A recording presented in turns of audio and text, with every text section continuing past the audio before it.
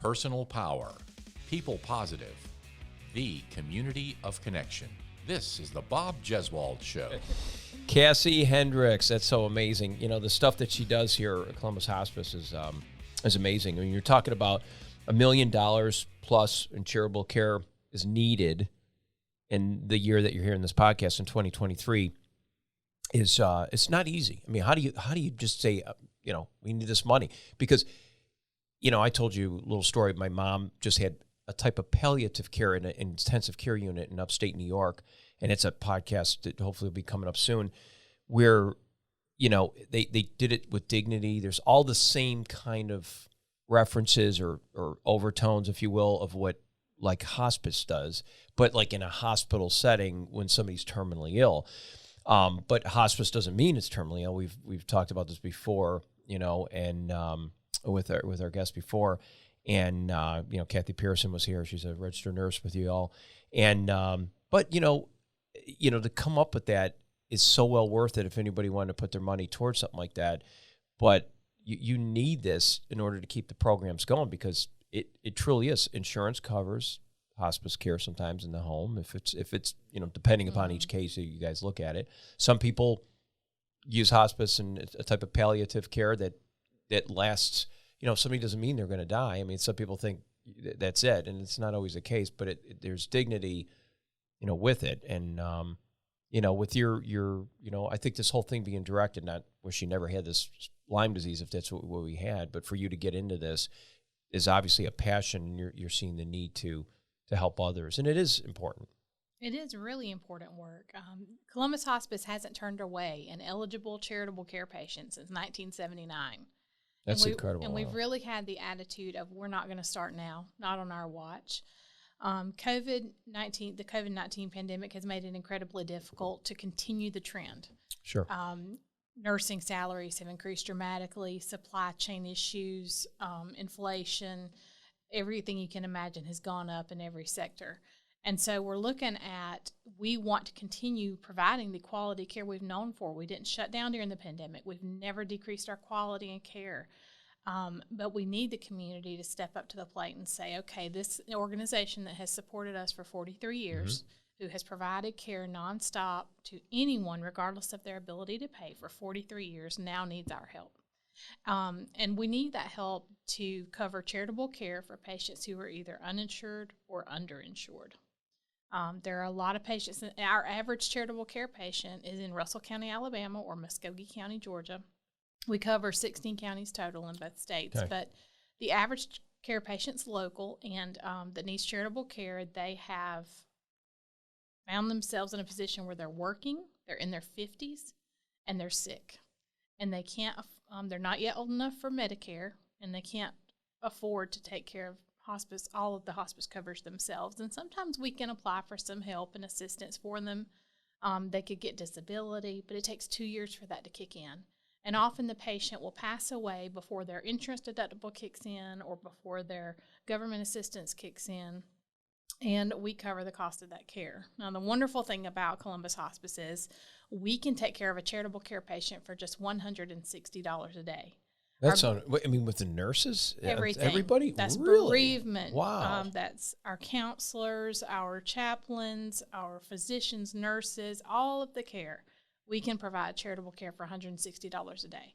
So I don't know of any other organization in our area that does what we do and that can make a dollar stretch farther than we make a stretch. Absolutely. Come on. I know you can really stretch a dollar. I wouldn't even think of that. I mean, some people are making that, on a level like that would be an hourly, salary and somebody in a high medical profession or whatever it may be. So if you had a $200 bill right now, folks, and you were just to do this, it would give you just over a day's worth of care for somebody in hospice. Absolutely. Adding dignity to someone who, when you do come into hospice, I guess it starts the ball rolling right there, where you don't have the traditional skilled nursing care in a sense. Like when I worked skilled nursing at a hospital setting, it was actually a county hospital in upstate New York in Buffalo years ago. I was a nurse's aide. That's as far as it went. Did it for 10, and it wasn't so much that I was bothered by all the bodily fluids and this, that, and the other. I was more saddened by the way these people transition not the right way, and never understanding that until I met people in hospice. Till my grandfather had used it, It was great. I mean, he as soon as he went in, it's almost like he was at peace, you know, and the way that they treated everybody was wonderful. So that type of care is remarkable. David Steele was another one, a personal friend in our community here, a big guy. He was the CEO of the YMCA for many years, and you know, seeing him in there was he was even cutting up with us. He was having fun. You know, you're able to, you know, administer the right, you know, whatever they were using at the time to calm him or whatever. But he was fully aware and talking and having a good time, you know, a few days before he had passed. So it's you know, it's a really important thing. I think people got to understand that. No one is comfortable about dying. Nobody wants to hear that, but it's a reality. And when it does take place, why not have it with the utmost respect for the individual and the families, because you mentioned that as well. So besides the fact that the patient is being treated as we know, I mean, it's right away, you think patient's number one. You did say there's other bereavement issues after, there's post things after one's death, and then there's leading up to it. There's family support. There's even for veterans, there's different programs and whatnot. How many different things do you think that people got to understand? You know, this $160 a day what does it do? I mean, well, what sets Columbus Hospice apart from the other hospices in the area is that being a nonprofit, we're able to provide volunteer services that other hospices don't have. 5% of our workload is carried out by volunteers. And part of having those volunteer programs is having support we do veteran pinning ceremonies. We honor veterans program. We have Camp Hope for Children, which is a grief camp for children every summer. We teach them how to walk through the grief process so that they don't fall into self-destructive behaviors and they understand their feelings and how to process them properly. We have the Honor Project, which is like a Make-A-Wish Foundation sort of. So we grant last wishes to patients. We take them to a Braves game or to the beach, or sometimes we just grant them their favorite meal. And then we have just a myriad of services like that they have access to, that these families can take part in. One great thing about all of our counselors is that they have master's degrees or PhDs, and they're certified to do family intervention counseling. Oftentimes we'll have teenagers that have lost a grandparent that was raising them, and we can do suicide prevention or family intervention counseling for those teens. And so the services that we offer go far beyond just having 24/7 on-call physicians, nurses, support staff, and chaplains. It really goes into mental health care. It goes into making sure that our volunteers are caring for their pets. Our Pet Peace of Mind program is one of our greatest programs, where our volunteers will go in and make sure that the person who is ill doesn't have to worry about their pet getting taken to the groomer or going to make their vet visits or just going out for walks. It's the dignity of this whole thing. So I'm trying to Yes. tell people. I mean, when you think about it, I mean, there's so many elements that help support someone in a family, because everyone's impacted. You know, when you know, whether it's grandma, grandpa, dad, or if it's something that somebody was terminally ill, and we're finding the time to let hospice kind of come in. My father-in-law, my late father-in-law, in 2019, hospice came to our house, and he wanted to die at home. That was his wish, and he did. And they came and right to the end. It was perfect, and it was on his terms.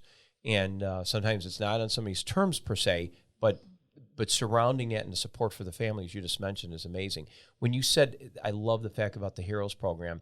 I did Hospice for Heroes for veterans. We did it for a short time. We tried doing that with Mr. Ray. He was a retired Army veteran, and he and his sons, and we did some stuff with Harley Davidson. We kind of collaborated with them for years. We probably did it for about 7 years before Tom had passed, and Susie, his wife, was involved, and we had a good time. We had silent auctions and stuff. Terry Roberts, that you work with, was there, and Donna would come, your CEO, and we would just try to do whatever we can to get people to understand, look at where this money's going, and to know that last dying wish is like, it's great. It's like a make-a-wish for patients. So people think it's got to be like the worst case scenario. This is leading up to it. I even heard one before, Cassie, that somebody wanted to go visit their wife's gravesite.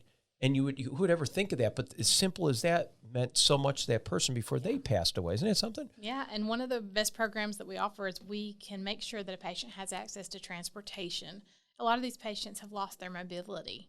And they need special transport with special ambulances, and we love to be able to provide them with that option, especially even just transport to a doctor's visit is such a big deal for some patients. And that takes the burden off of their families when we can come in and make sure that they're making all of their appointments and getting them around so that they're not quite as homebound. Our goal is to keep a patient as happy and independent and comfortable as possible at home. We do have our 25-bed inpatient facility, on Moon Road, and that's called Hospice House. And Hospice House is amazing because we can bring a patient in and treat them temporarily for symptom management. Maybe their pain's out of control and their family doesn't feel like they can give them enough medication or give them the right amount of medication. Sure. Anytime you deal with pain medication, family members get nervous, as any caregiver would.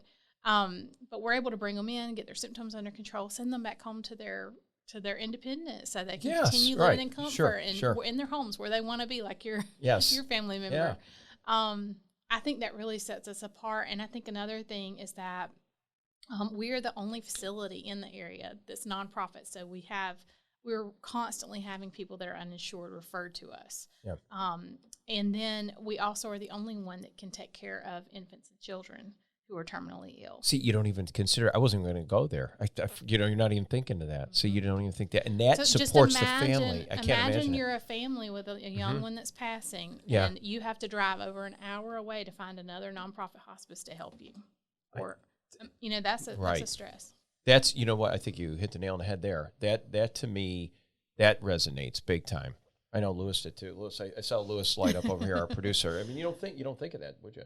I mean, really, there's so much into that. So that $1 million being raised is so essential for those individuals, because I think a lot of people, people got to get paid to do the job. And I know it's a labor of love too, because it's not like people are getting rich, working for hospice, and you have volunteers that are with you as well too. But for the wonderful job all the nurses do, and it's remarkable in my opinion. I just can't get over it. I mean, I really can't get over it. But what I think is important for many of us is that when you see somebody, and there's people listening maybe that may have someone now, that's why they were tuning into this podcast, that a loved one feels like, how do we get them there? I mean, because I don't think a lot of people know. They're scared. They go, when they think hospice, a couple things. They think, well, that means it's over. Unfortunately, that's a stigma.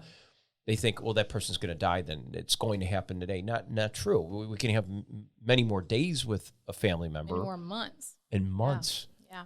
We had one patient that she was in and out of our service care for over 2 years. There you go. Before she finally passed. And that's the issue, is we want to provide them with comfort and happiness for as long as possible. We just want to make sure that they understand this is, when you're investing in Columbus Hospice, you're investing in months of care. It's not just days or weeks. Yeah, I mean, and that's the misnomer. So it's important that we kind of wrap our minds around that. It's a great opportunity. When would somebody be? Let me put it this way: who would be? I mean, this is a silly question, maybe, but who would be turned away?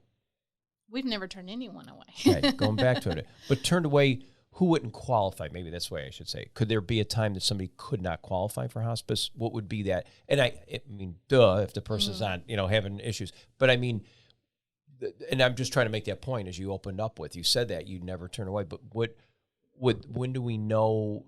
What's the extent of treatment, or maybe that you only get 2 days a week because you're not that bad. I mean, am I on the right page here? Yeah, I think the only time that a patient would not receive a plan of care is when their doctor has said, you don't qualify for hospice care right now. You're not going to pass away in the next 6 months. Okay. We don't think you qualify. As long as that doctor believes this person only has 6 months or less to live, we can enter them into our program. Gotcha. So the plan of care, that's the word to say, plan of care. Yes, we have social workers and a whole team of admissions nurses and doctors and support staff that sit down and they make an individual plan of care for each patient. And then we figure out, okay, how can we best move them forward? Yeah, and their families. And and they do. I mean, there's just, I think sometimes there's only a few times that I've experienced. Of course, a child could be a lot different psychologically. I would think there'd be a lot of post, if it's something that was unexpected, or a child is terminally ill all of a sudden, or if a child got in a bad accident and they didn't have time, long time to survive. Those kind of situations could possibly be needed, the services that you guys provide, even post-death, during, and whatever. But I'm thinking of the ones that I've been with, it's almost satisfying that when you know they die with dignity. I keep using that word because I've seen people with NG feeding tubes and People have died badly. Badly, yes. yeah. And it's terrible to say. I mean, is there any other way to describe that? There's people who die badly, tragically, but I'm using in the space of somebody who knows they're going to be 6 months or less, but do not have an opportunity to eat or never took advantage of the opportunity of a hospice facility. And when you see someone go through it, like granddad, like my father-in-law, my mom, but in a light, it was through a hospital, palliative care. But I think a lot of that is adopted through that kind of, that same concept is like, wow. I mean, it's like, I don't need anymore. I didn't. For me, when I saw them go like that, it's like, God, I'm satisfied. They went peacefully. Their pain wasn't there. It was managed well. The anxiety levels were diminished because they administered just the right medicine, or just, knew exactly how to keep their cognitive, ability to communicate to the last seconds before death. I mean, my mom was almost like, and even my uncle, I'm using my stepdad right now. He's in a situation he could be going on their way. He's old school, refuses it. He's so afraid of death. And yet my father-in-law, my late father-in-law, knew right away. He was cool with it. But I think a lot comes into faith. So I'm getting into something here. People are afraid for a couple of reasons. He's afraid, I think, my stepdad. He has his faith, but does he really? Because I think he's fearful of like that end coming. How would that work with that person out there? Because people, if I'm experiencing it in my life right now, somebody else is out there. Guarantee. Somebody else is like, hey, they don't even want to hear the word hospice. Don't even tell them about it. Do you lie about it? Do you say, hey, this is just a nurse coming over? Tell me about that. I mean, do you see that situation come up, or how do we get around that? Well, I think that the biggest thing is just approaching that person with care and understanding of, they get their referral from their doctor. Their doctor says, hey, you've got less than 6 months to live. And I guess at that point, it is what it is. Yeah, it is what it is. The bell ringer, yeah, there you go. But then, our care team goes in, and our chaplains go in and see where their faith is at and approach them. You know how they say God meets you where your faith is at? That's what our chaplains do. Mm-hmm. If you're agnostic, of course, we'd never force that on you, but sure. If you're a person of faith, we'll approach you that way. But it's a whole team approach of just going in and finding out, what are they afraid of? How can we answer your questions and kind of intervene there to put you at ease about the care? I think a lot of them think, if I enter into hospice care, I'm going to be dead in 2 days. Mm-hmm. Yeah, right. No, exactly. And so it's just really going through the whole process with them and educating them. I think one of the biggest services our nurses do is educate the families, too. Sure, absolutely. This is how you care for wounds. This is how you change a diaper. This is how you bathe properly. This is how you administer medications properly.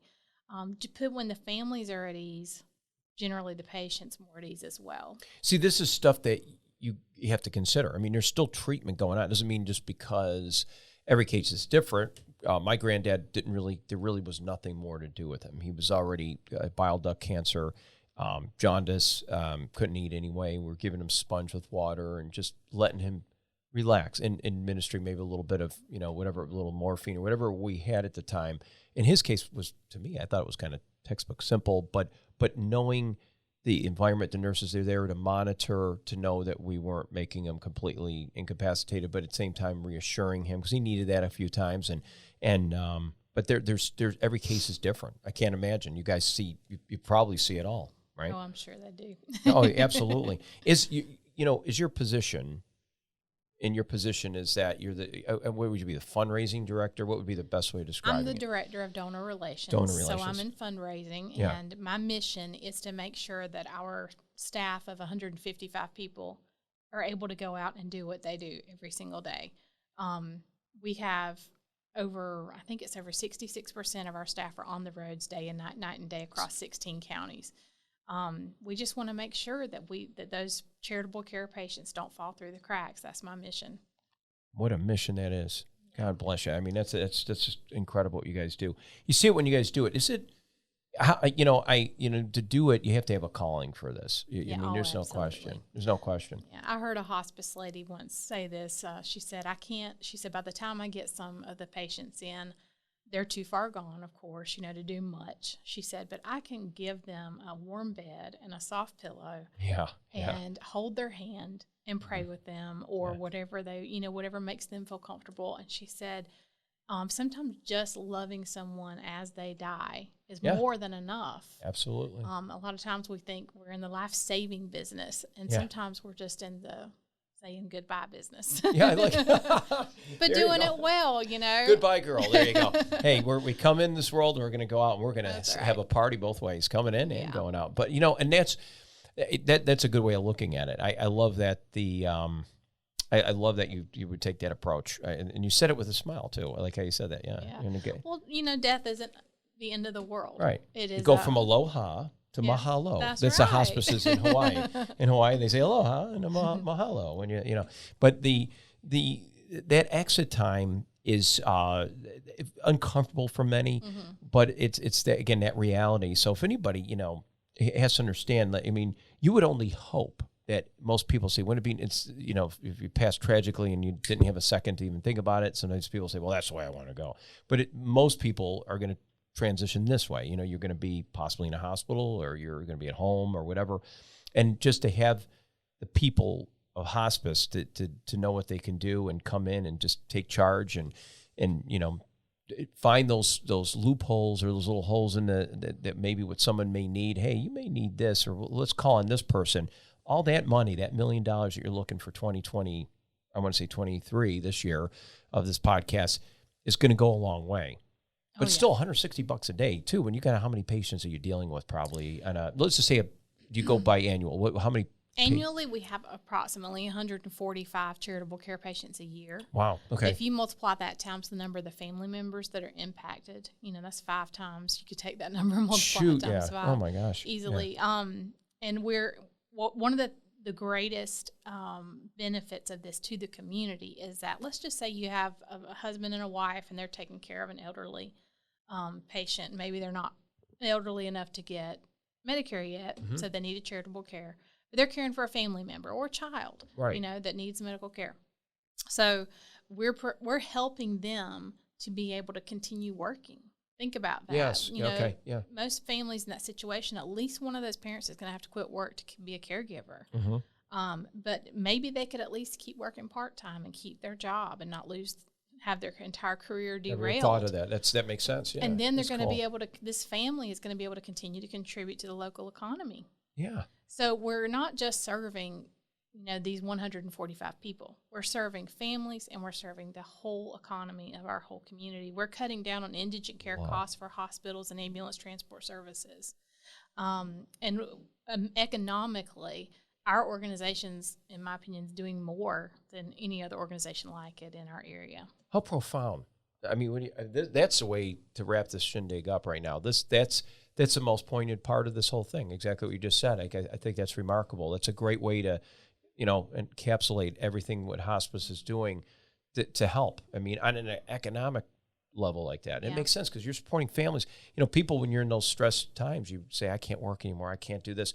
But all those little extra added support venues and need that extra revenue to help drive that, and that makes a difference. And all hospices are suffering right now, as all nonprofit medical facilities are. Since COVID, it's been a struggle for everybody.